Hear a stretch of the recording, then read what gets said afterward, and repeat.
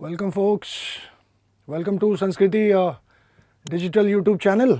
और जैसा आपको मालूम है, नहीं आपको कैसे मालूम होगा मैं कब वीडियो ले रहा हूँ। टुडे इज़ 25 मार्च 2025 और 25 मार्च संडे 2025 को सिविल सेवा परीक्षा की प्रारंभिक परीक्षा संपन्न हुई। और इसमें आज के सेशन में मैं आपके साथ प्रत्येक वर्ष की तरह सीसेट पेपर 2 के जो कॉम्प्रहेंशन के क्वेश्चंस हैं उसकी विश्लेषण करेंगे अभी इस सेशन में। और इस विश्लेषण में कहाँ से बात को शुरू करना है तो वही बात करेंगे सबसे पहले जो मैं पिछले 2011 से करते आ रहा हूँ। मैं नियमित कक्षा में पढ़ा रहा हूँ। जो नियमित कक्षाएं होती हैं संस्कृति कोचिंग संस्थान में, वहाँ पे मेरे विद्यार्थी जानते हैं कि किस तरीके से क्वेश्चन को सॉल्व करना है, लेकिन वो तरीका इस एक वीडियो में बताना तो संभव नहीं है। हम क्योंकि पर्पस क्या है, वजह क्या है। हम लोग आज के सेशन में कॉम्प्रहेंशन के क्वेश्चंस को डील कर रहे हैं, विश्लेषण कर रहे हैं। क्वेश्चंस को कैसे बनाया जाता है वो हमारा मुद्दा नहीं है। क्वेश्चंस का उत्तर जो है वो क्या है, क्यों है, उसके विषय में बात करते हैं। लेकिन एक छोटा सा संक्षेप में एक बहुत ही महत्वपूर्ण चीज़ दिखाता हूँ। 2011 से सीसेट की ये परीक्षा हो रही है और 2011 से लेकर 2025 तक इन 15 वर्षों में हमेशा से कॉम्प्रहेंशन के क्वेश्चंस के ऊपर में जो निर्देश दिया रहता है वहाँ पर हू बहू वही शब्द इन 15 वर्षों में दिया रहता है। आपने देखा भी होगा, मैं उसको पढ़ता हूँ। नीचे दिए गए परिच्छेदों को पढ़िए और परिच्छेदों के नीचे आने वाले प्रश्नांशों के उत्तर दीजिए। उसके बाद आप पढ़िए ज़रा क्या लिखा हुआ है। इन प्रश्नांशों के लिए आपके उत्तर केवल इन परिच्छेदों पर आधारित होनी चाहिए। नाउ इस शब्द का उन्होंने भारत की सबसे उच्चतम कोटि का परीक्षा है यूपीएससी। आप आईएएस आईएफएस बनना चाहते हैं, ब्यूरोक्रेट बनना चाहते हैं, and you very well know that the bureaucrats are running this country, isn't it, not the politicians. So इस ऐसे एग्जाम में जो निर्देश दिया जाता है उसी को मैंने ढाल बनाया है पिछले 15 वर्षों से पढ़ाते हुए अपने छात्रों को। हिंदी मीडियम के छात्र इस बात पर अगर आप ध्यान देना शुरू करें कि उन्होंने कहा है, हमेशा से उन्होंने लिखा है ऊपर में निर्देश में, इन प्रश्नांशों के लिए आपके उत्तर केवल इन परिच्छेदों पर आधारित होनी चाहिए। मैं 15 साल से कह रहा हूं कि जब आप सीसेट के इन कॉम्प्रहेंशंस को बनाते हैं तो just take general studies out of the window. It has got nothing to do with general studies. इसका सामान्य अध्ययन के साथ दूर दूर तक कोई लेना देना नहीं है। इसी वजह से यूपीएससी कह रही है, ये कोई टीचर नहीं कह रहा है, यूपीएससी निर्देश में कह रही है कि इन प्रश्नांशों के लिए जो आपके उत्तर हैं वो केवल शब्द का प्रयोग कर रहे हैं, केवल इन परिच्छेदों पर आधारित होनी चाहिए। तो इसका मतलब क्या हुआ, मैं जब नियमित कक्षाएं लेता हूं तो इस बात पर बहुत ज़्यादा ध्यान देता हूं। और खैर क्वेश्चन को टाइम लिमिट में कैसे बनाना है वो सब तो खैर समय लगता है। नियमित कक्षा in the regular classes I focus on them, but today बस यही अगर आप बस इतना ख्याल रखें तो आपको उत्तर का जो एनालिसिस है वो आपको समझ में आ जाएगी। 2 तरीकों से क्वेश्चन बनता है, खैर ये सबको मालूम है। एक तो डायरेक्ट ऑप्शन, एक जो 4 ऑप्शन में से कौन सा ऑप्शन उत्तर है वो अगर परिच्छेद को सपोर्ट कर रहा है, डायरेक्ट दिख गया, बहुत अच्छी बात है, सोने पे सुहागा, गॉड ब्लेस यू। लेकिन अगर 4 ऑप्शन में पता नहीं चल रहा है कौन आंसर है तो कौन सा वो 3 ऑप्शन है जिसकी चर्चा परिच्छेद में नहीं है, क्योंकि ऊपर में लिखा हुआ है केवल इन परिच्छेदों पर ही आधारित होनी चाहिए। चलिए शुरू करते हैं। मैं आपको बता दूं कि मुझे हमारे इस विश्लेषण के क्लास में डिजिटल बोर्ड का कोई स्थान नहीं है। मेरे पास सेट नंबर ए है, set A. I have set ए। अगर आपके पास सेट ए है बहुत अच्छी बात है। अगर आपके पास सेट बी सी डी है तो क्वेश्चंस तो वही हैं, बस उनके जो क्रम है वो बदल जाएंगे। तो आप तो जानते हैं, फिर भी मैं बता दूं आपको। अगर सोचिए सेट ए का जो पहला परिच्छेद है, जब मैं इसको पढ़ूंगा और अगर ये आपके सेट का पहला परिच्छेद नहीं है तो आप वीडियो को पॉज कर लें, उस परिच्छेद को खोज के निकालें और उसके बाद फिर वैसे करके आप आगे बढ़ सकते हैं ना। तो शुरू करते हैं, please concentrate, let's start. Set number ए, परिच्छेद नंबर 1, क्वेश्चन नंबर 1 के ऊपर जो छोटी सी परिच्छेद है उसको जल्दी से एक बार पढ़ते हैं। किसी पारिस्थितिकी तंत्र का जैव विविधता के संरक्षण भर के लिए अनुरक्षण करने से इसकी वाणिज्यिक संभावना, साथ ही इस पारिस्थितिकी तंत्र पर निर्भर आजीविकाएं प्रभावित होंगी। किसी पारिस्थितिकी तंत्र का उपयोग केवल आजीविकाओं के लिए हो या वाणिज्यिक दोहन के लिए हो या अनिवार्य संरक्षण के लिए ही हो, इनके बीच भी परस्पर विरोध है। वाणिज्यिक दोहन के परिणाम स्वरूप होने वाले वनोन्मूलन से वनों पर निर्भर आजीविकाओं पर प्रतिकूल प्रभाव पड़ने के अतिरिक्त बाढ़, गाद बनने की समस्याएं और सूक्ष्म जलवायु अस्थिरता जैसी अप्रत्यक्ष हानियां होंगी। विकासशील देशों में जहां पारिस्थितिकी तंत्र पर लोगों की निर्भरता महत्वपूर्ण है और वाणिज्यिक दोहन से राष्ट्रीय आय में अतिवृद्धि आने की संभावना है, ये परस्पर विरोधी स्थितियां खास तौर पर विकट है। क्वेश्चन पढ़ते हैं, निम्नलिखित में से कौन सा एक कथन इस परिच्छेद के लेखक द्वारा व्यक्त अति महत्वपूर्ण संदेश को सर्वोत्तम रूप से प्रतिबिंबित करता है? यानी परिच्छेद का संदेश क्या है? ऑप्शन नंबर ए, पहला ऑप्शन को पढ़ते हैं। जब कुछ लोग अपनी आजीविकाओं के लिए पारिस्थितिकी तंत्र पर निर्भर होते हैं तो जैव विविधता के संरक्षण के मुद्दे को लेकर चिंता आवश्यक नहीं है। इस बात की चर्चा परिच्छेद में नहीं है। यह तो उत्तर हो ही नहीं सकता है। जिस बात की परिच्छेद में चर्चा नहीं है वो अगर सामान्य अध्ययन के अनुसार सही भी हो, लेकिन अगर उसकी चर्चा परिच्छेद में नहीं है यानी हम निर्देश का पालन नहीं कर रहे हैं। जिस बात की चर्चा परिच्छेद में नहीं है वो तो कम से कम उत्तर नहीं होगा। देखिए मुद्दा क्या है, 2019 की तरह मैंने ऑब्जर्व किया कि 2025 में 2019 में 30 सवालें थी कॉम्प्रहेंशन की, और एक बार फिर से 2025 में 29 सवाल हैं। इस पेपर में 29 क्वेश्चंस हैं। अब समझ लीजिए समय सीमा वो केवल इन्हीं परिच्छेदों पर आधारित होनी चाहिए। इसका कितना महत्वपूर्ण है। जब आप सीसेट के कॉम्प्रहेंशन को बनाते हैं तो सामान्य अध्ययन को साइड रखें, परिच्छेद में जिस बात की चर्चा है उसी पर ध्यान देंगे। अगर किसी ऑप्शन में एक ऐसी बात लिखी है जो परिच्छेद में नहीं है, वो कम से कम किसी भी सूरत में उत्तर नहीं हो सकता है। ऑप्शन ए में जो बात लिखी हुई है उसकी चर्चा परिच्छेद में नहीं है। नंबर बी को पढ़ते हैं। वनों का वाणिज्यिक दोहन वनों पर भोजन और आश्रय के लिए निर्भर रहने वाले लोगों के मूल अधिकारों के विरुद्ध है। इस बात की चर्चा नहीं है, मूल अधिकार की चर्चा तक नहीं है। ए और बी उत्तर नहीं हो सकता है। नंबर सी को पढ़ते हैं।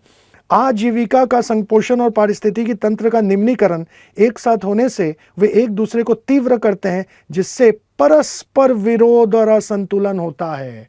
नंबर सी डायरेक्ट जो परिच्छेद का दूसरा लाइन था, किसी पारिस्थितिकी तंत्र का उपयोग केवल आजीविकाओं के लिए हो या वाणिज्यिक दोहन के लिए हो या अनिवार्यतः संरक्षण के लिए ही हो, इनके बीच भी परस्पर विरोध है। और लास्ट 3-4 लाइन, विकासशील देशों में जहां पारिस्थितिकी तंत्र पर लोगों की निर्भरता महत्वपूर्ण है और वाणिज्यिक दोहन से राष्ट्रीय आय में अतिवृद्धि आने की संभावना है, ये परस्पर विरोधी स्थितियां खास तौर पर विकट है। यानी सी तो हो ही सकता है उत्तर, लेकिन सी को डी के साथ भी तुलना कर लेते हैं। डी को पढ़ते हैं।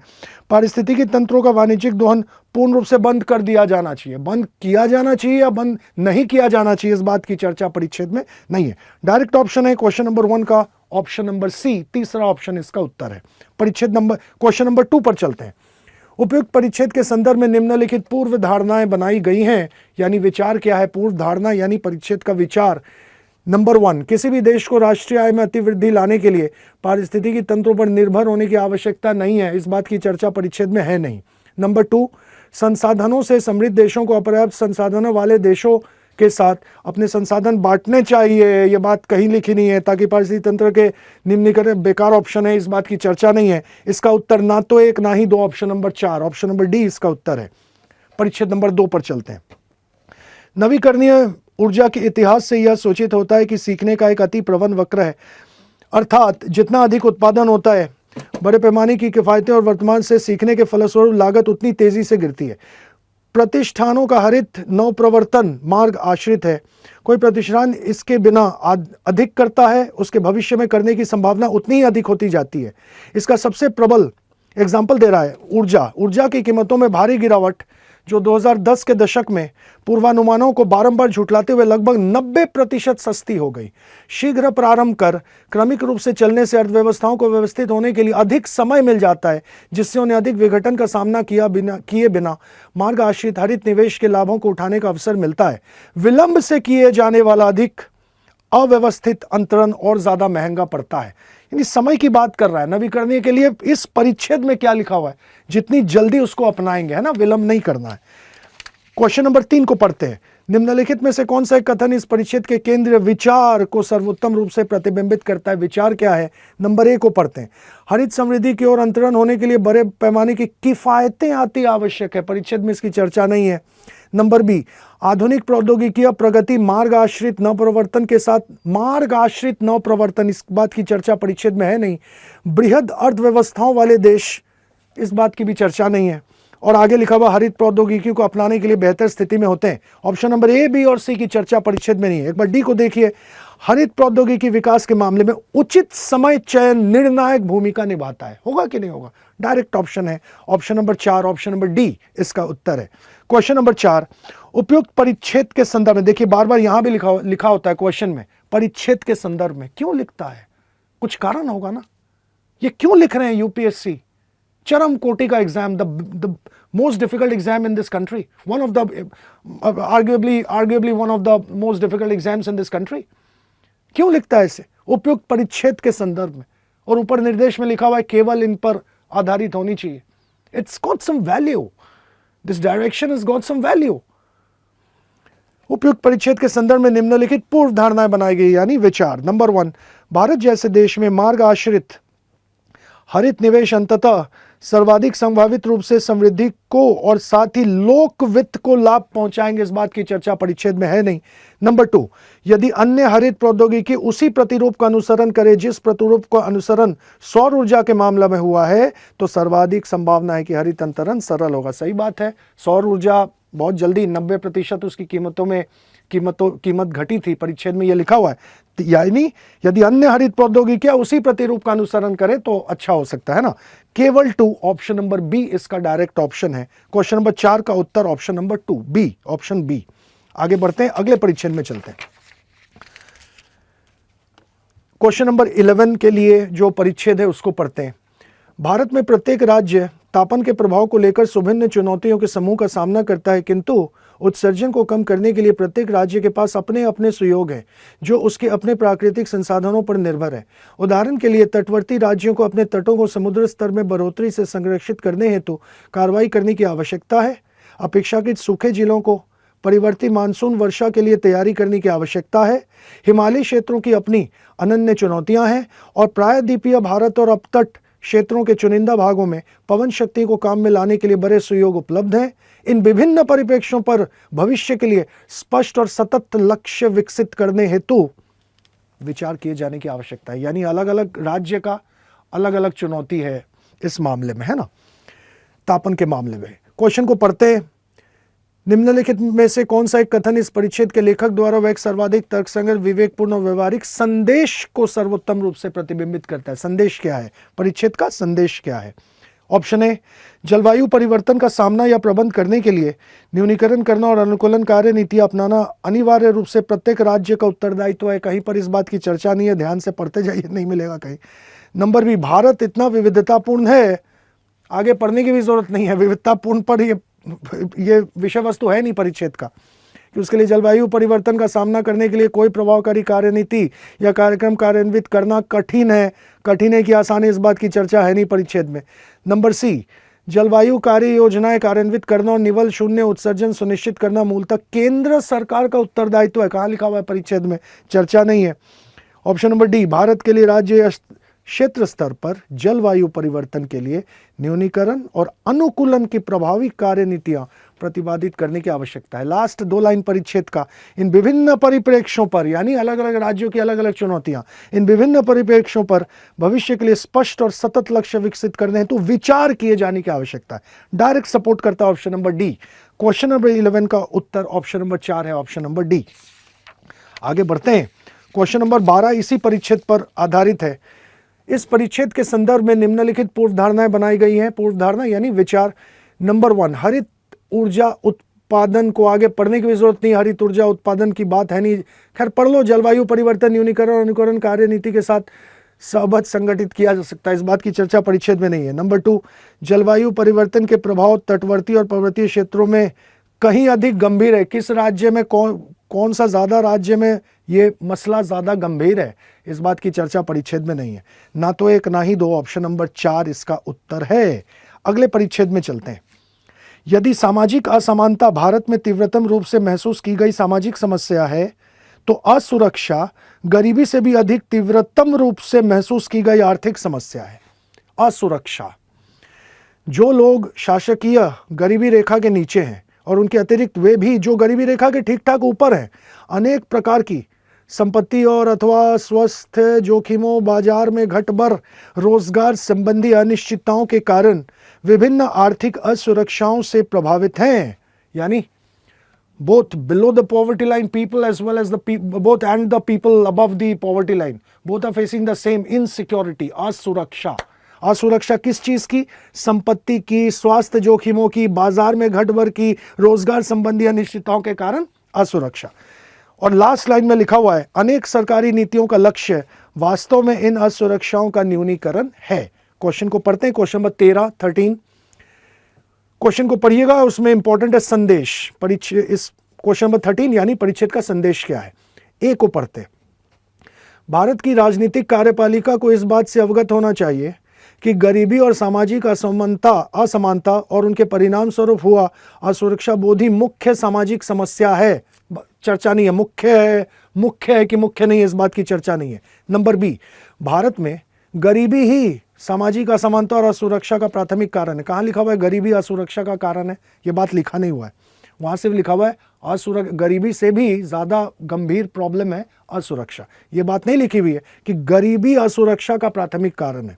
नंबर बी गलत हो गया। नंबर सी, तीसरा ऑप्शन पढ़ते हैं, गरीबी और सामाजिक असमानता इतनी पेचीदगी से जुड़े हैं कि वे भारत के लिए अनियंत्रणीय संकट प्रस्तुत करते हैं। बात की चर्चा है नहीं परिच्छेद में। नंबर डी को पढ़ते हैं, असुरक्षा गरीबी से भी बढ़कर वह मुख्य आर्थिक मुद्दा है जिसका सरकारी नीतियां द्वारा अवश्य निराकरण किया जाना चाहिए। पूरा परिच्छेद असुरक्षा के विषय में था और लास्ट लाइन में क्या लिखा हुआ था? अनेक सरकारी नीतियों का लक्ष्य वास्तव में इन असुरक्षाओं का न्यूनीकरण है। डायरेक्ट ऑप्शन है ऑप्शन नंबर डी, इसका उत्तर है। चौथा ऑप्शन डी इसका उत्तर है। क्वेश्चन नंबर 14 भी इसी परिच्छेद पर आधारित है, पढ़ते हैं। उपयुक्त परिच्छेद के संदर्भ में निम्नलिखित पूर्व धारणाएं बनाई गई, यानी विचार खोजना है। नंबर 1 को पढ़ते हैं, गरीबी रेखा से ऊपर के लोगों को भी आर्थिक असुरक्षा के बारे में चिंताग्रस्त होने की प्रवृत्ति होती है। सही बात है, डायरेक्ट वही बीच के 3-4 लाइन, जो गरीबी रेखा के ठीक ठाक ऊपर है, अनेक प्रकार की संपत्ति अथवा स्वास्थ्य जोखिमों, बाजार में घटबर, रोजगार संबंधी अनिश्चितताओं के कारण उन्हें भी असुरक्षा, विभिन्न आर्थिक असुरक्षाओं से प्रभावित है, यानी 1 को सपोर्ट करता है परिच्छेद। नंबर 2, गरीबी के उन्मूलन के परिणाम स्वरूप देश में सामाजिक समानता और शांति हो सकती है। इस बात की चर्चा परिच्छेद में नहीं हो सकती है या नहीं हो सकती है, दोनों ही की चर्चा नहीं है। क्वेश्चन नंबर 14 का उत्तर, 14 का उत्तर the first option, option number A is your answer, A पहला ऑप्शन। अगले परिच्छेद में चलते हैं। सेट नंबर ए में अगला क्वेश्चन जो है वो क्वेश्चन नंबर 21 है। क्वेश्चन नंबर 21 और 22 एक ही परिच्छेद पर आधारित है। क्वेश्चन नंबर 21 और 22 वाली परिच्छेद को पढ़ते हैं। स्वतंत्र भारत में कृषि क्षेत्र की निराशाजनक वास्तविकताओं में से एक यह रही है कि इसमें कभी भी उच्च समृद्धि की स्थिति नहीं आई, जैसा कि गैर कृषि अर्थव्यवस्था में हुआ। कृषि के लिए उच्चतम दशकीय समृद्धि चक्रवृद्धि वार्षिक वृद्धि दर या CAGR 1980 के दशक में मात्र 3.5% रही है। यद्यपि 1980 के दशक के दौरान दशकीय समृद्धि में एक उछाल आया, तथापि उसके उपरांत कृषि समृद्धि में अपेक्षाकृत गतिरोध ही बना रहा। यहाँ गैर कृषि समृद्धि के, जो कि 1980 से 2000 तक के दशकों में लगातार बढ़ती रही हैं, ठीक विपरीत एक सुस्पष्ट विषमता दिखाई देती है। क्वेश्चन नंबर 21, निम्नलिखित में से कौन सा एक कथन उपयुक्त परिच्छेद के उपनिगमन को सर्वोत्तम रूप से प्रतिबिंबित करता है? उपनिगमन हो या पूर्व धारणा हो, विचार है ना, विचार निकालना है। कौन सा 4 ऑप्शन में से परिच्छेद का विचार को समर्थन करता है? ऑप्शन नंबर ए को पढ़ते हैं, आर्थिक सुधार का लाभ अर्थव्यवस्था के अन्य क्षेत्रों की अपेक्षा कृषि क्षेत्र में धीमी गति से नीचे पहुंचता है। बात तो सही है, बिल्कुल सही है परिच्छेद के अनुसार। इसी वजह से वहां पर वो जो CAGR वाला परसेंटेज था 1980 के दशक में मात्र 3.5% रही है। सही बात है, लेकिन ए को बी के साथ तुलना करते हैं। नंबर बी, भारत के लिए हरित क्रांति उतनी उपयोगी नहीं हुई, इस बात की चर्चा नहीं है परिच्छेद में, नहीं हो सकता उत्तर। नंबर सी, भारत यंत्रीकृत और आधुनिक कृषि को, इस बात की चर्चा परिच्छेद में है नहीं। नंबर डी, गांव से शहरों में होने वाले प्रवासन, इस बात की चर्चा परिच्छेद में है नहीं। 21 का उत्तर ऑप्शन नंबर ए। जो मेरे विद्यार्थी हैं संस्कृति कोचिंग संस्थान में, जहाँ पे मैं नियमित कक्षाएं लेता हूँ कॉम्प्रहेंशन के इतने वर्षों से, वो ये जानते हैं कि ऐसे ऑप्शन जिसकी चर्चा परिच्छेद में नहीं है, वैसे ऑप्शन को कॉम्प्रहेंशन की दुनिया में कही जाती है कैसा ऑप्शन? कॉम्प्रहेंशन की दुनिया में ऐसे विकल्पों को रेड हेरिंग विकल्प कहते हैं।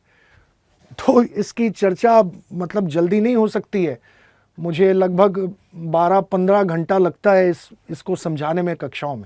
तो इसलिए मैंने कहा यह कक्षा नहीं है, क्वेश्चन कैसे सॉल्व करना है समय सीमा के अंदर, टाइम मैनेजमेंट के अंदर, एक एक क्वेश्चन 2-2 मिनट में कैसे बनाना है, वो तो संभव नहीं है।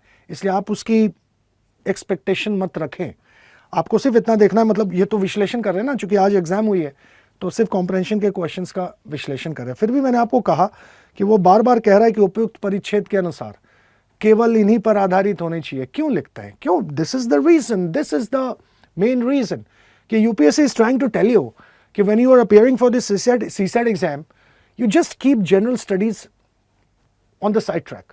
आप जीएस को, सामान्य अध्ययन को साइड में रखें, दूर दूर तक 0% लेना देना है। मैं पिछले 15 वर्षों से, जिसको चलती भाषा में कहते हैं हल्ला कर रहा हूं, मैं चिल्लाते जा रहा हूं कक्षाओं में कि जब आप इस एग्जाम को दे रहे हैं तो कृपया 2 घंटे के लिए आप जीएस को अलग रखें। आपको लगेगा ये ऑप्शन सामान्य अध्ययन के अनुसार सही है, लेकिन उसकी चर्चा परिच्छेद में नहीं है। इसीलिए ऊपर में निर्देश है कि प्रश्नांकों के उत्तर केवल इन परिच्छेदों पर आधारित होना चाहिए, है ना। अगले परिच्छेद में चलते हैं। क्वेश्चन नंबर 21 का उत्तर option number A. Question number 22 भी इसी परिच्छेद पर आधारित है, इसको बनाते हैं। उपयुक्त परिच्छेद के संदर्भ में निम्नलिखित पूर्व धारणा यानी विचार निकालते हैं। भारत में कृषि और गैर कृषि अर्थव्यवस्था के बीच बढ़ते हुए अंतर को निम्नलिखित में से किसके द्वारा रोका या कम किया जा सकता है? नंबर 1, बड़े पैमाने पर वाणिज्यिक फसलों की कृषि और लाभप्रद निगम कृषि कॉर्पोरेट फार्मिंग, इस बात की चर्चा परिच्छेद में है नहीं।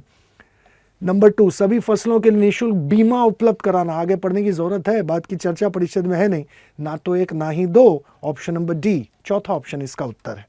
परिच्छेद नंबर 2 पर चलते हैं। हमारे देश में, इसको पढ़ते हैं। हमारे देश में हथकरघों यानी हैंडलूम, हमारे देश में हथकरघों को परंपराओं का सातत्य सुनिश्चित करने वाले संस्कृति से समीकृत किया जाता है। यह विचार लोक नीति निर्माण का भाग बन गया है और राज्य को इस क्षेत्र को बल प्रदान करने के लिए एक वैध आधार प्रदान करता है। किंतु आज एकल रैखिक सत्व के रूप में परंपरा के इस धारणा का पुरजोर विरोध किया जा रहा है। संस्कृति या परंपरा को एक खास तरीके से परिभाषित करने में प्रभावी आख्यानों को इस रूप में देखा जा रहा है कि इनसे बड़े वर्गों की पहचान और इतिहास निर्गमित हुए हैं। कम की गई और कभी कभी बलात् दबाई गई पहचानें इतिहास में अपने उचित स्थानों के लिए संघर्ष कर रही हैं। इस पृष्ठपट के सम्मुख जब हथकरघे को पारंपरिक उद्योग के रूप में प्रोत्साहित किया जाता है, यह आश्चर्यजनक नहीं है कि जनसंख्या का एक बड़ा वर्ग इसकी उपेक्षा करना पसंद करती है। और क्वेश्चन नंबर 23 को पढ़ते हैं। निम्नलिखित में से कौन सा कथन इस परिच्छेद के लेखक द्वारा वैक सर्वाधिक तर्कसंगत और विवेकपूर्ण संदेश को सर्वोत्तम रूप से प्रतिबिंबित करता है? यानी परिच्छेद का संदेश, संदेश क्या है? नंबर 1 को पढ़ते हैं। हथकरघा उद्योग को सांस्कृतिक विरासत के परीक्षण के से संबंध सीमित आख्यान से मुक्त करने की आवश्यकता है। सही बात है, बिल्कुल सही बात है, सपोर्ट कर रहा है पहला 3 लाइन परिच्छेद का। खैर, इसको बी के साथ तुलना करते। नंबर बी, हथकरघा उद्योग को राज्य द्वारा सतत सहायता प्रदान करने से हमारे कतिपय शानदार कला रूपों और प्राचीन परंपराओं का परीक्षण सुनिश्चित होता है। इस बात की चर्चा परिच्छेद में नहीं है। नंबर सी, तीसरा ऑप्शन, हथकरघा क्षेत्र की घरेलू इकाइयों का आधुनिकीकरण कर उन्हें आर्थिक रूप से लाभप्रद संगठित उद्योग बनाए, इस बात की चर्चा नहीं है। नंबर डी, हथकरघा उत्पादों को मशीन निर्मित अभिकल्प उत्पादों में बदल देने की आवश्यकता है ताकि वे अधिक लोकप्रिय बन सके, इस बात की चर्चा परिच्छेद में है। डायरेक्ट ऑप्शन है question number 23, option number A, first option A, पहला ऑप्शन उत्तर है। क्वेश्चन नंबर 24 भी इसी परिच्छेद पर आधारित है।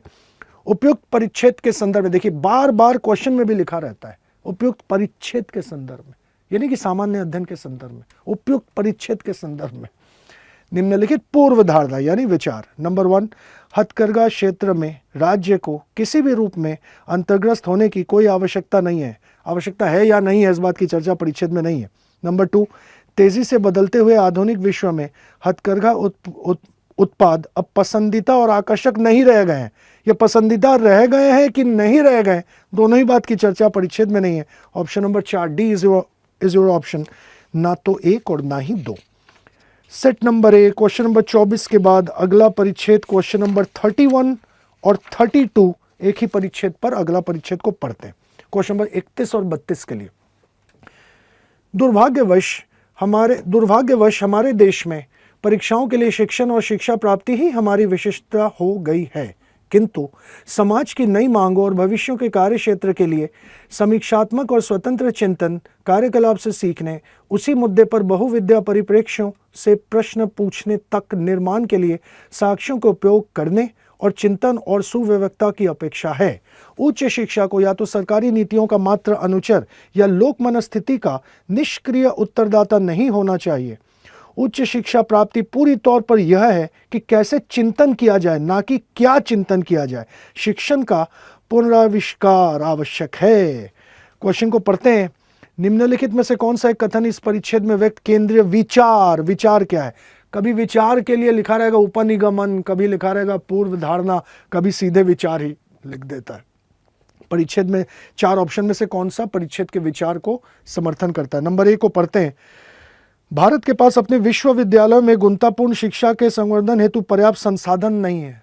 बताइए, संसाधन है कि नहीं है विश्वविद्यालयों के पास? इस बात की चर्चा है परिच्छेद में? नहीं होगा ऑप्शन नंबर बी। देश में उच्च शिक्षण संस्थान सरकार के नियंत्रणाधीन नहीं होने चाहिए। कहीं लिखा हुआ है परिच्छेद में होने चाहिए, नहीं होने चाहिए? इस बात की चर्चा ही नहीं है परिच्छेद में। नंबर सी, उच्च शिक्षा हेतु कक्षा उपागम को हटा देना चाहिए। फिर से हटा देना चाहिए, नहीं हटा देना चाहिए, दोनों ही बात की चर्चा नहीं है। नंबर डी इसका उत्तर है, कक्षा की पुनर्कल्पना और शिक्षण का पुनराविष्कार करना आवश्यक है। लास्ट लाइन डायरेक्ट ऑप्शन है, ऑप्शन नंबर डी। पहला 3 ऑप्शन की चर्चा परिच्छेद में नहीं है। 31 का answer option number 4। Question number 32, उपयुक्त परिच्छेद के संदर्भ में निम्नलिखित पूर्व धारणा यानी विचार। नंबर 1 को पढ़ते।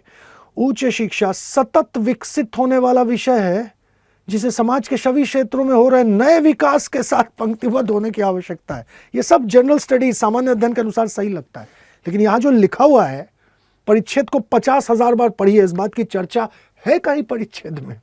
नहीं होगा उत्तर। नंबर 2, हमारे देश में उच्च शिक्षा के संवर्धन के लिए पर्याप्त निधियों का विनिधान नहीं किया जाता है। निधियों का विनिधान किया जाता है कि नहीं किया जाता है? चर्चा है नहीं परिच्छेद में। ऑप्शन नंबर डी इज उत्तर, ना तो 1 और ना ही 2।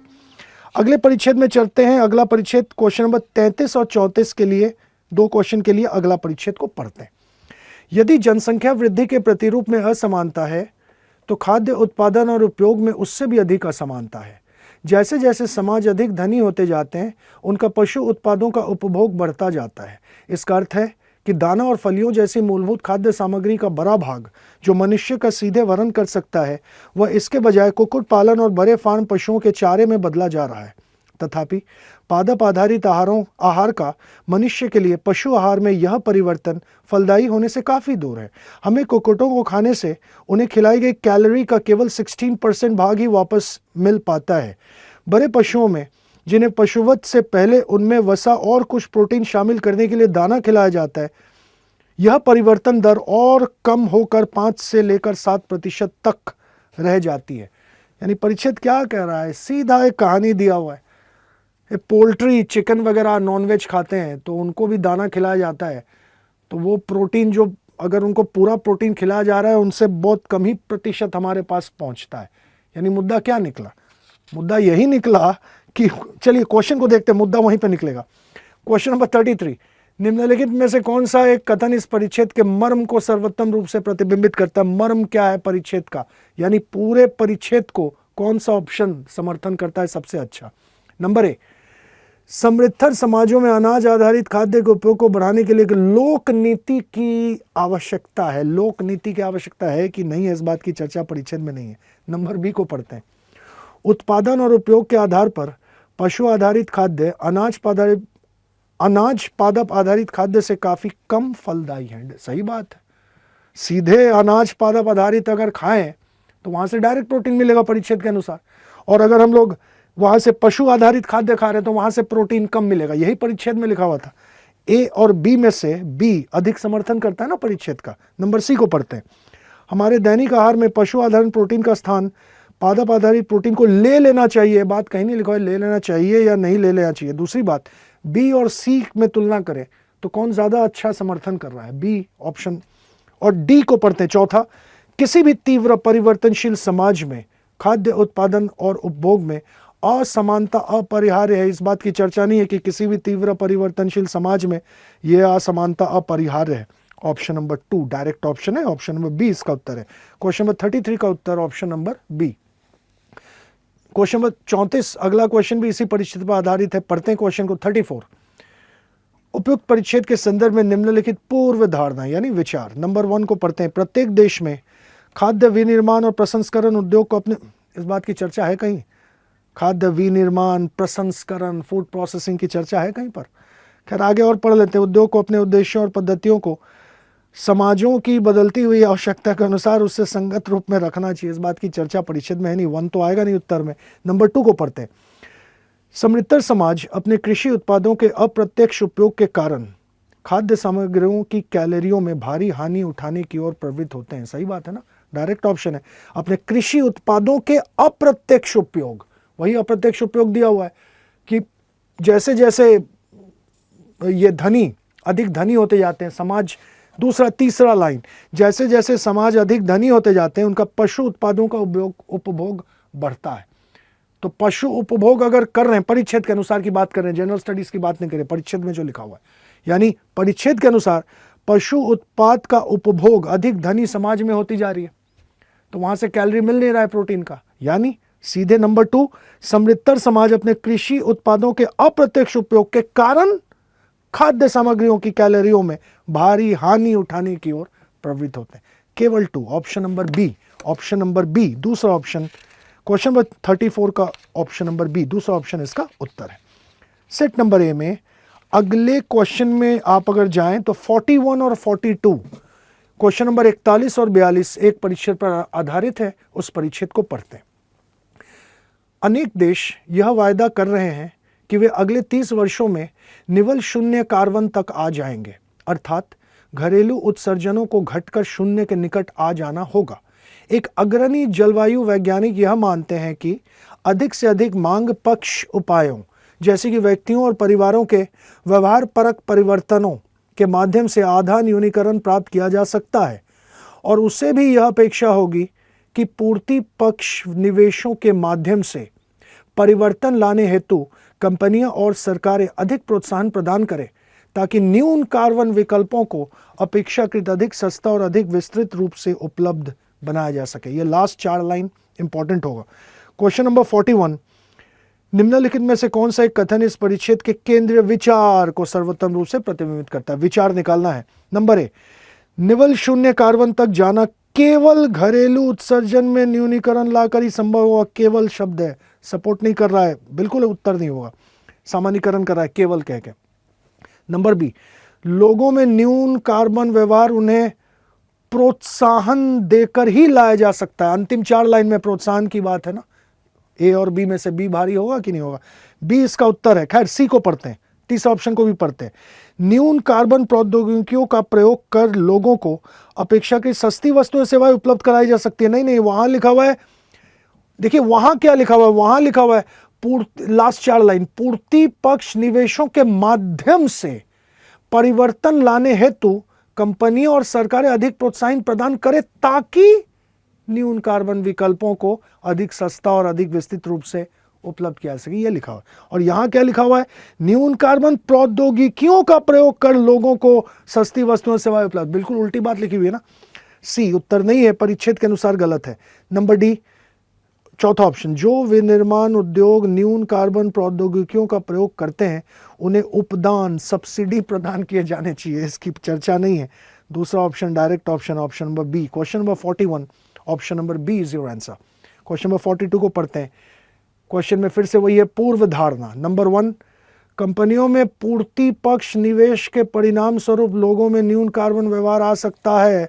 कहीं पर इसकी चर्चा नहीं है, पूर्ति पक्ष निवेश की चर्चा नहीं है।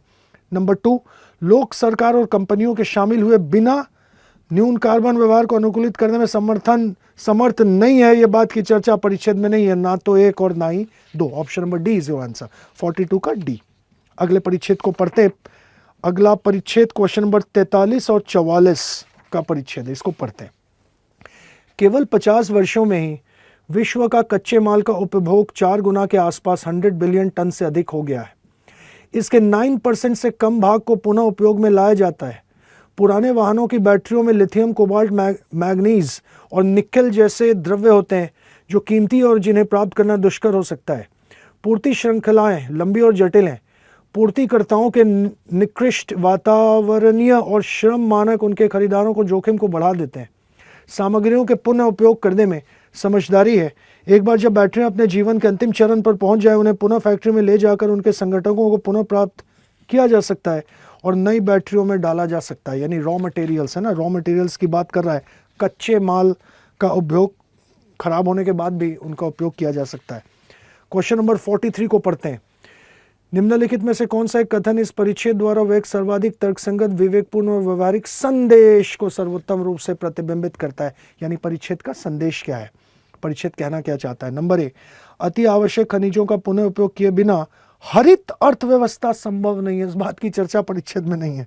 नंबर बी, अर्थव्यवस्था के प्रत्येक क्षेत्र में द्रव्यात्मक संसाधनों के पुनः उपयोग को तत्कालिक अनुकूलित किया जाना चाहिए। इस बात की चर्चा नहीं है। प्रत्येक क्षेत्र, अर्थव्यवस्था के प्रत्येक क्षेत्र, चर्चा नहीं है। नंबर सी, चक्रीय अर्थव्यवस्था, सर्कुलर इकोनॉमी। चक्रीय अर्थव्यवस्था सतत समृद्धि के लिए उपयोग हो सकती है। ये चक्रीय अर्थव्यवस्था का मतलब क्या है? वही बात जो परिच्छेद में लिखा हुआ है कि जो संसाधन खराब हो गया है उसमें से सामान निकालकर उसको पुनः उपयोग में लाया जा सकता है। यही डेफिनेशन है ना चक्रीय अर्थव्यवस्था का, जिस बात की चर्चा परिच्छेद में। सी इसका उत्तर है। खैर डी के साथ इसको तुलना करते हैं। चौथा ऑप्शन, कुछ उद्योगों को अपना अस्तित्व बचाए रखने के लिए द्रव्यात्मक संसाधनों का चक्रीय उपयोग एकमात्र विकल्प। इस बात की चर्चा नहीं है। कुछ उद्योगों को अपना अस्तित्व बचाए रखने के लिए, इस बात की चर्चा परिच्छेद में नहीं है। सी क्वेश्चन नंबर 43, तीसरा ऑप्शन इसका उत्तर है। क्वेश्चन नंबर 44 फिर से देखिए, पूर्व धारणा। नंबर 1, वाहन फैक्ट्रियां चक्रीय अर्थव्यवस्था के उदाहरण है। कौन उदाहरण है चक्रीय अर्थव्यवस्था के? इस बात की चर्चा परिच्छेद में नहीं है। नंबर 2, आर्थिक समृद्धि खनिज संसाधनों के चक्रीय उपयोग से सुसंगत होती है। सही बात है ना, आर्थिक समृद्धि खनिज संसाधनों के चक्रीय उपयोग से सुसंगत होती है। डायरेक्ट ऑप्शन है। क्वेश्चन नंबर 44 का उत्तर ऑप्शन नंबर बी, दूसरा ऑप्शन, केवल 2 इसका उत्तर है। अगले परिच्छेद में चलते हैं और सेट नंबर ए में क्वेश्चन नंबर 44 के बाद कॉम्प्रहेंशन का अगला क्वेश्चन, क्वेश्चन नंबर 51 और 52, 51 और 52 जिस परिच्छेद पर आधारित है उसको पढ़ते हैं। इसका पूर्वानुमान लगाना कठिन है कि जलवायु और वायुमंडलीय रसायन में होने वाले परिवर्तन कृषि रोगों की व्यापकता और सांगतिकता को किस प्रकार प्रभावित करेंगे। लेकिन एक खतरा यह है कि ऐसे परिवर्तन कुछ पादप संक्रमणों को सभी जलवायु क्षेत्र में संभवतः इस प्रकार एक अनर्थकर रूप में अधिक आम बना देंगे। इस समस्या का एक भाग यह है कि शताब्दियों से अपनाए गए चयनात्मक प्रजनन से उच्च मूल्य वाली फसलों के वंश सूत्र परिष्कृत हुए हैं। वे आज की दशाओं में उपजने में शानदार है, किंतु जो जननिक रूपांतरण उनके लिए तुरंत उपयोगी नहीं है वो प्रजनन से बाहर हो गए हैं। यह उपज के लिए उत्तम है किंतु परिवर्तनों का सामना करने के लिए निकृष्ट है। एक साधारण बीमारी या कोई अज्ञात बीमारी भी आनुवंशिकता संशोधित फसलों को तुरंत तहस नहस कर सकती है। यानी हम लोग आज जो फसल उगा रहे हैं वो तो डैमेज को सह लेते हैं, लेकिन जो फसल अब हम नहीं उगा पा रहे, अब कोई नया बीमारी अगर आ जाए तो वो पैसेज के अनुसार, अंतिम लाइन के अनुसार, एक साधारण बीमारी या कोई अज्ञात बीमारी भी आनुवंशिकता संशोधित फसलों को तुरंत तहस नहस कर सकती है ना। क्वेश्चन को पढ़ते हैं। क्वेश्चन नंबर 51, विचार, परिच्छेद का विचार निकालना है हमें। नंबर ए, भूमंडलीय जलवायु परिवर्तन फसलों की उत्पादकता को प्रतिकूलता प्रभावित करता है। कहाँ लिखा हुआ है परिच्छेद में? खोजिए, कहीं पर यह बात की चर्चा नहीं है। नंबर बी, आनुवंशिकता संशोधित फसलों पर हमारी पूर्ण निर्भरता के परिणाम स्वरूप खाद्य सुरक्षा होना संभव है। सही बात है, वही लास्ट लाइन। ए और बी में से बी अधिक भारी है ना उत्तर के दृष्टिकोण से। नंबर सी को देखते हैं। हमारी खाद्य सुरक्षा अकेले कृषि उत्पादकता पर ही निर्भर नहीं होना चाहिए, इस बात की चर्चा परिच्छेद में नहीं है। नंबर डी, हमारी वर्तमान कृषि प्रथाओं में आनुवंशिकता संशोधित फसलों को उनकी जंगली किस्मों से प्रतिस्थापित करना चाहिए, इस बात की चर्चा नहीं है। डायरेक्ट ऑप्शन है 51 का दूसरा option, option number B is your उत्तर। क्वेश्चन नंबर 52 को देखते हैं। 52 पूर्व धारणा, क्वेश्चन को पढ़िए, वहां लिखा हुआ है पूर्व धारणा निकालना यानी विचार। नंबर 1, भूमंडलीय जलवायु परिवर्तन के परिणाम स्वरूप अनेक पादप रोग नए क्षेत्रों में स्थानांतरण कर सकते हैं, इस बात की चर्चा नहीं है। परिच्छेद को 50 लाख बार पढ़ी है, यहाँ जो लिखा हुआ है परिच्छेद में कहीं इसकी चर्चा नहीं है। नंबर 2, हमारी वर्तमान फसलों के जंगली संबंधियों को वैज्ञानिक रूप से समझना हमें खाद्य सुरक्षा को सशक्त ना तो एक ना ही दो, दोनों की चर्चा नहीं है। ऑप्शन नंबर 4 इसका उत्तर है। अगले परिच्छेद पर आते हैं, क्वेश्चन नंबर 53 और 54 वाला परिच्छेद पढ़ते हैं इसको। एक अच्छा राजनीतिज्ञ किसी भी अन्य समझदार मनुष्य की तरह अपने उत्साही समर्थकों की उपेक्षा अपने विरोधियों से अधिक सीखता है, क्योंकि जब तक उसके विरोधी उसे ना दिखाए कि खतरा कहाँ है, उसके समर्थक उसे संकट की ओर धकेल देंगे। अतः यदि वह बुद्धिमान है तो वो अक्सर प्रार्थना करेगा कि उसे अपने मित्रों से मुक्ति मिले, क्योंकि वे उसे विनष्ट कर देंगे। किंतु भले ही यह बात आघात पहुंचाती है, उसे यह प्रार्थना करना चाहिए कि वो कभी विरोधियों से रहित ना हो, क्योंकि वे उसे तर्क और सुबुद्धि के मार्ग पर बनाए रखते हैं। स्वतंत्र व्यक्तियों की राष्ट्रीय एकता, प्रशासन के स्वेच्छाकारी होने तथा विरोधी पक्ष के क्रांतिपूर्ण विचार वाले और परस्पर विरोधी होने को दुष्कर बनाने के लिए राजनीतिक शक्ति के पर्याप्त रूप से सम संतुलन के ऊपर निर्भर करती है। यानी कि अच्छा राजनीतिक को मित्र पर नहीं दुश्मनों को साथ में रखना चाहिए, है ना, ये लिखा हुआ है परिच्छेद में। क्वेश्चन नंबर 53, क्वेश्चन को पढ़ते हैं तो उसमें संदेश निकालना है हमें, महत्वपूर्ण संदेश। परिच्छेद का संदेश क्या है, परिच्छेद कहना क्या चाहता है। नंबर 1 को पढ़ते हैं।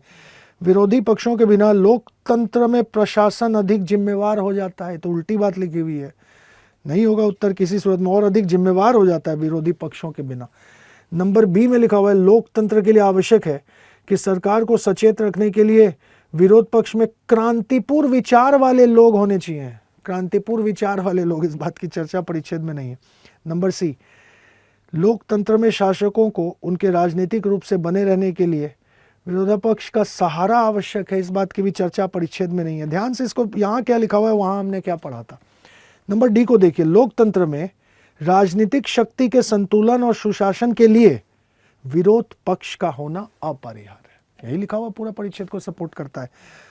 राजनीतिक कहाँ पे रहते हैं, लोकतंत्र में, लोकतंत्र की बात हो रही है ना। राजनीतिक शक्ति के संतुलन और सुशासन के लिए विरोध पक्ष का होना जरूरी अपरिहार्य है। उत्तर होगा ऑप्शन नंबर 4। क्वेश्चन नंबर 53 का उत्तर ऑप्शन नंबर डी, चौथा ऑप्शन इसका उत्तर है। क्वेश्चन नंबर 54 को जब आप देखें उसका मेन वर्ड है पूर्व धारणा यानी विचार।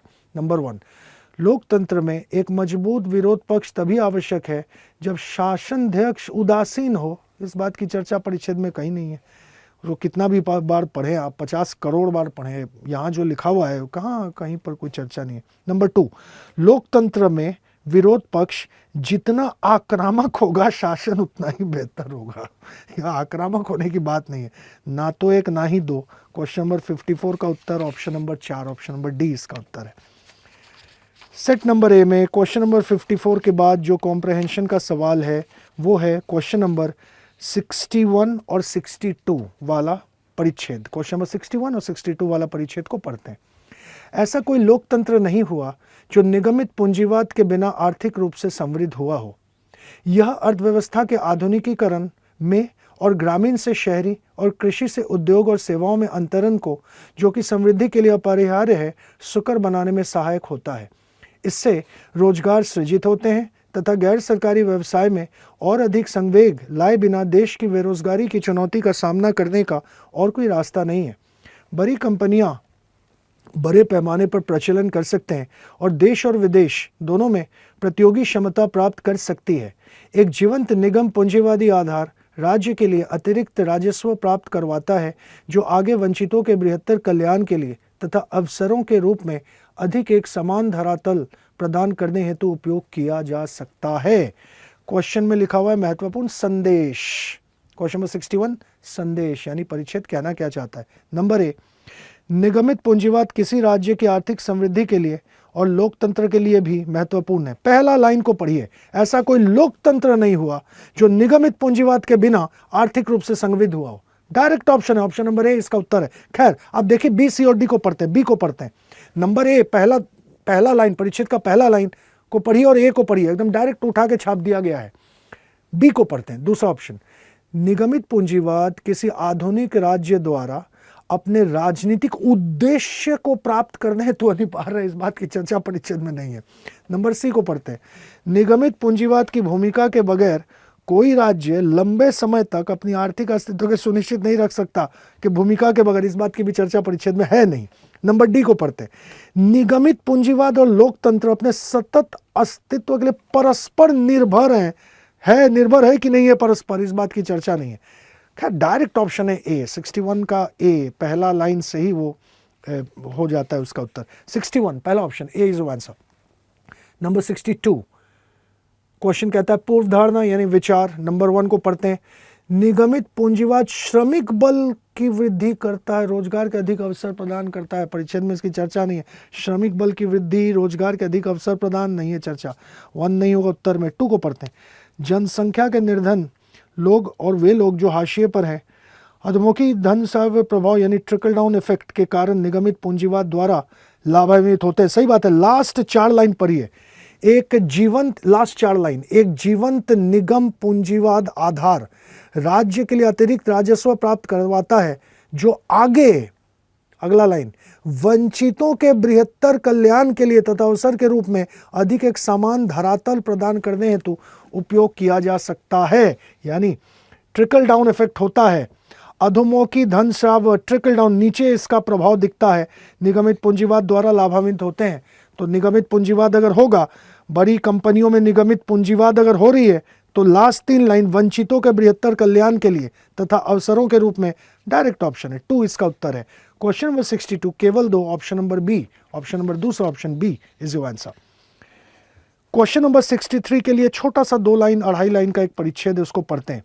स्वैच्छिक संघों का अंतर्जाल अपेक्षाकृत शक्तिहीन व्यक्ति और संभाव्य रूप से शक्तिशाली राज्य के बीच बफर के रूप में स्थित होता है। बफर का मतलब है बचाता है ना।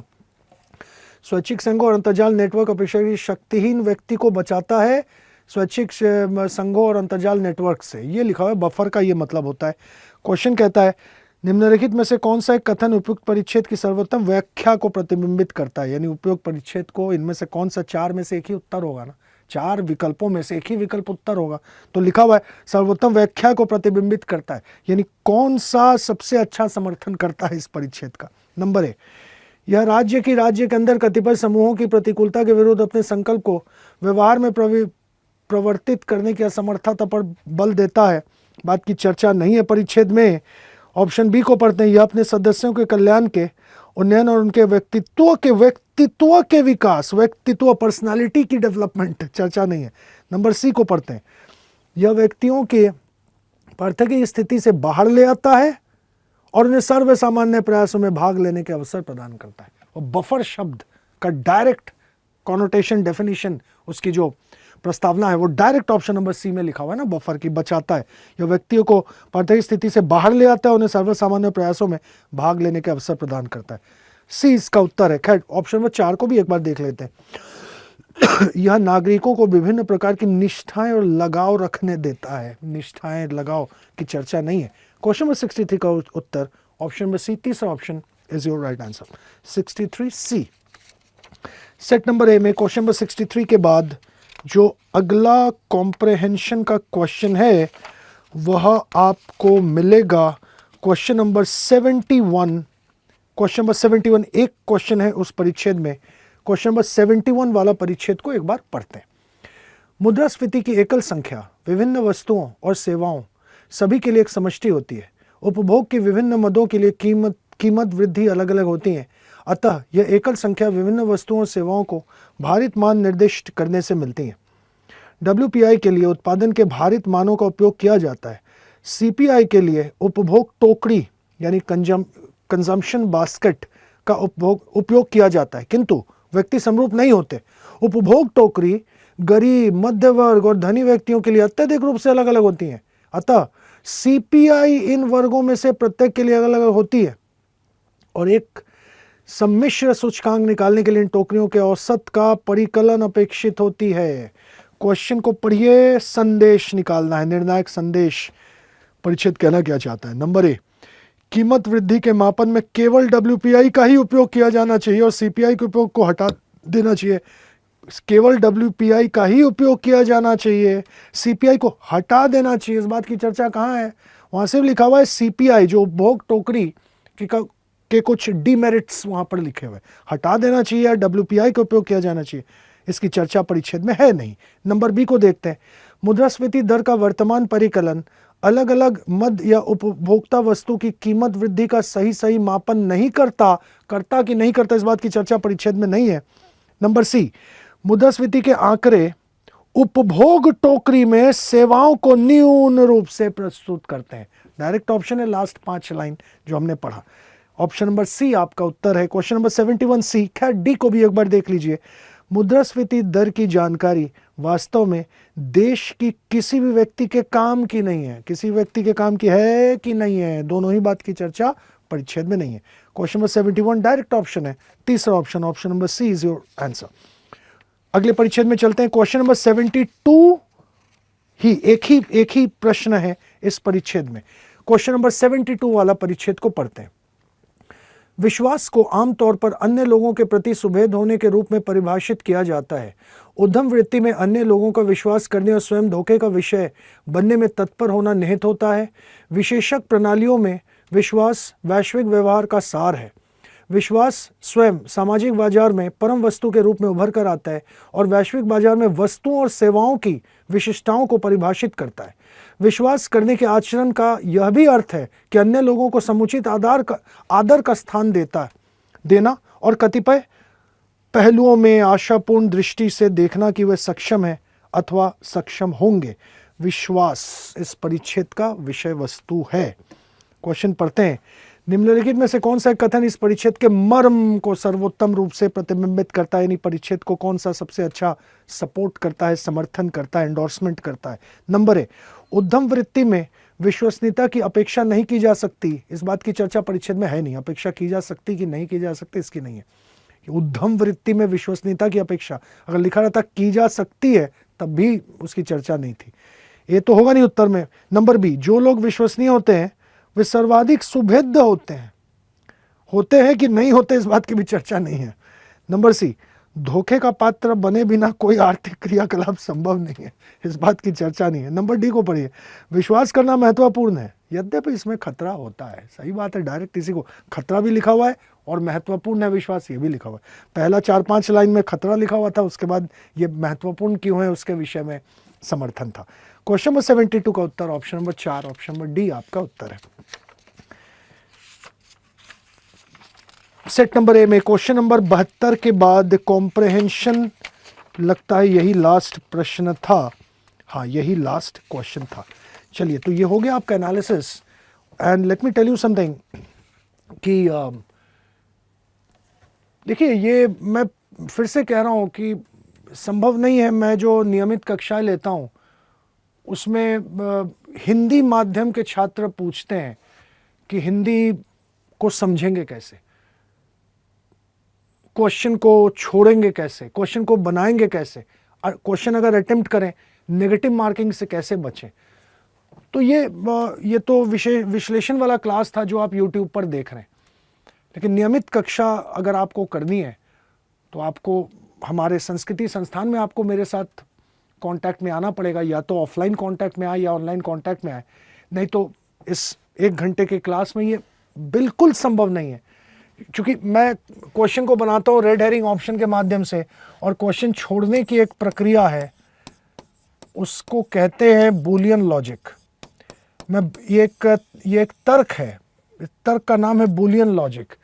मैं बूलियन लॉजिक का इस्तेमाल करता हूँ नियमित कक्षाओं में, and it takes me around 15 hours, 16 hours to make you explain like what these two weapons are, कि 2 हथियार क्या हैं।